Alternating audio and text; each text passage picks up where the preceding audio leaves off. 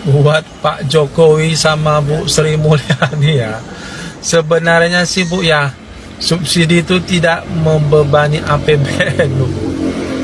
Yang jadi masalah itu adalah negara itu jadi beban loh buat kami Bu.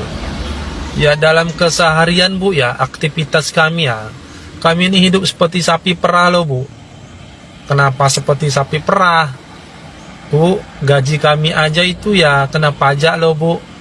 Naik Grab juga bayar pajak, parkir juga kena pajak, belanja di Indomaret juga kena pajak, masuk ke mall juga belanja kena pajak, nongkrong di kafe juga kena pajak.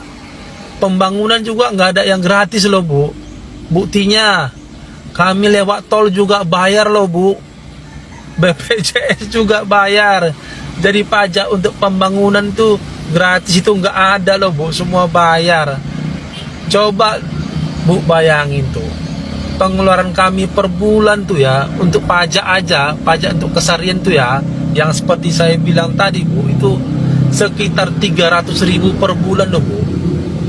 Coba Bu bayangin, 300.000 per bulan dikali 200 juta penduduk Indonesia Bu. Udah berapa triliun yang kami setorkan kepada negara Bu. Belum lagi pajak tahunan Bu ya, seperti pajak bumi, bangunan, dan kendaraan itu Bu. Jadi ginilah Bu ya, kami ini ya seperti sapi perah ya. Jadi intinya itu adalah, itu beban negara itu ya, jadi beban buat kami Bu. Bukannya subsidi membebani APBN, malah sebaliknya itu, negara itu jadi beban buat kami Bu ya. Oke Bu. Diatur kembali jadwal pemungutan suara ulang. Jadi tanpa Jokowi itu yang akan diujikan. Jujur nggak pemilu kalau tidak ada Jokowi? Pasti jujur dalam pengertian para pendalil kan. Tapi itu yang harus kita dorong supaya orang tahu apapun keputusan Mahkamah Konstitusi mesti ada hukuman pada Jokowi. Nah, hukuman yang paling enak adalah mengulang pemilu, kan itu gampangnya. Sebetulnya publik hanya mempersoalkan Gibran dan Jokowi, bukan Prabowo, bukan Erlangga, bukan segala macam. Kan itu yang mau ditekankan sebetulnya, supaya ada kesadaran bahwa dari awal faktor Gibran dan Jokowi lah yang membuat bangsa ini kekelimpungan untuk mencari jalan keluar kan. Dan karena kita tahu bahwa itu faktornya, ya udah, ya faktor itu sebetulnya yang harus disingkirkan kan. Jadi saya kira Gerindra juga mengerti itu. Dan sangat mungkin juga Gerindra berpikir tanpa ada Gibran, Prabowo bisa menang 70%. Kan bisa begitu kan. Karena kemarahan orang pada Gibran justru membuat Prabowo tidak bisa tampil secara maksimal. Jadi sebetulnya ini semacam apa namanya, game teori di antara dua maling itu. Kalau saling ngaku dapat hukuman lebih berat, tapi kalau yang satu mencelakakan yang lain hukuman jadi lebih ringan. Kan itu namanya prisoner dilemma kan. Dalam teori matematik gitu. Nah, matematika ini yang kita mau uji sebetulnya. Nah, ujian itu sudah ingin disaksikan oleh publik. Kan aneh kalau udah berbulan-bulan, berminggu-minggu debat yang sangat bermutu di Mahkamah Konstitusi, kita dengar argumen yang sangat kuat dari kedua belah pihak, dan kita tahu gestur dari hakim-hakim Mahkamah Konstitusi, lalu pikiran-pikiran mereka di banyak talk show, itu menunjukkan bahwa mahkamah itu memang sudah pulih moral dan akalnya tuh. Nah, pulih moral akal itu harus dibuktikan dengan satu keputusan, yaitu keputusan yang mengembalikan hak dan kekuatan rakyat. Itu aja prinsipnya sederhana.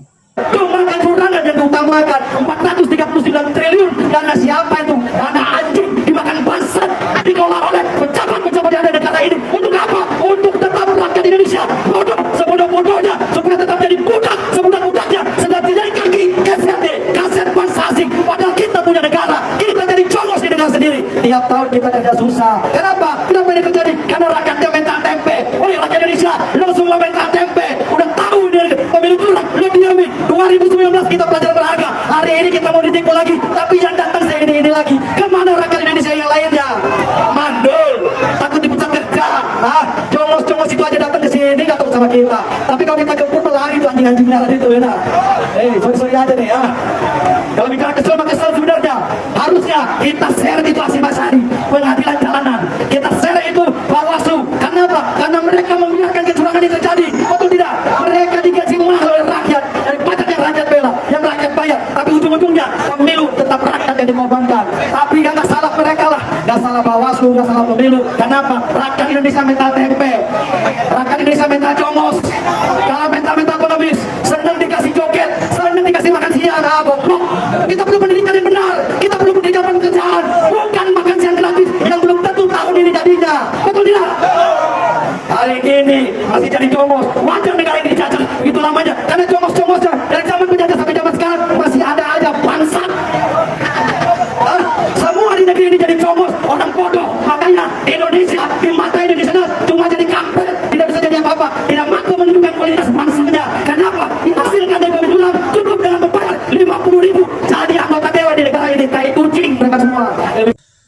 Yap, semakin rumit apa yang terjadi di negeri kita yang tercinta, permasalahan-permasalahan yang terjadi, ditambah lagi kedatangan 4 menteri yang dijadikan sebagai saksi.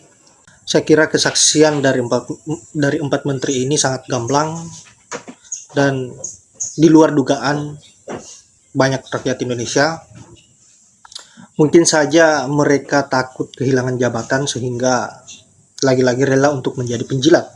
Karena kita tahu sendiri di negeri ini rela melakukan apa saja demi sebuah jabatan, termasuk untuk mengkhianati rakyat, mereka tidak akan pernah takut. Dan itu faktanya.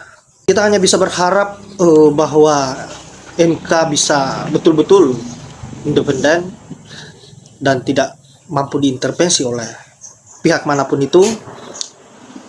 Tentunya apa yang menjadi keputusan MK adalah harapan rakyat yang sesuai apa yang diinginkan oleh rakyat. Saya kira itu yang kita harapkan. Nah, kemudian ada juga komentar dari Bang Rocky Gerung.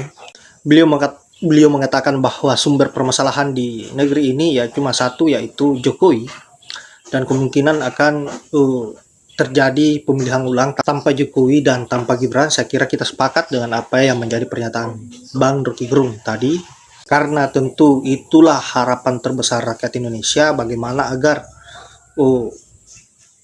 hasil Pilpres 2024 ini adalah hasil kecurangan yang disetting oleh Jokowi.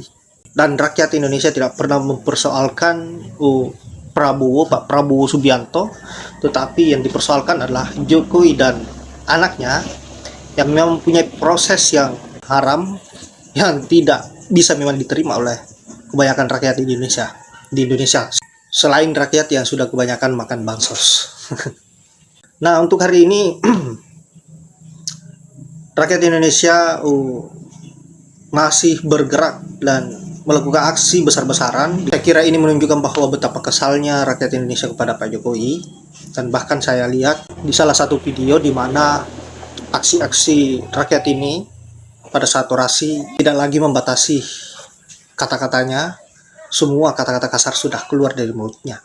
Saya kira itu adalah bentuk kekecewaan, bentuk rasa kesalnya terhadap pemimpin yang tidak pernah berpihak kepada rakyat tetapi berpihak kepada keluarga-keluarganya dan mengangkat keluarganya, menjadikan negara ini sebagai kerajaannya dan rakyat dianggap budak. Baiklah sahabat-sahabat, saya kira hanya itu. Terima kasih buat sahabat-sahabat yang sudah menyempatkan diri untuk menonton. Dan saya akhiri dengan ucapan wallahul muwaffiq ila aqwamit thoriq. Assalamualaikum warahmatullahi wabarakatuh.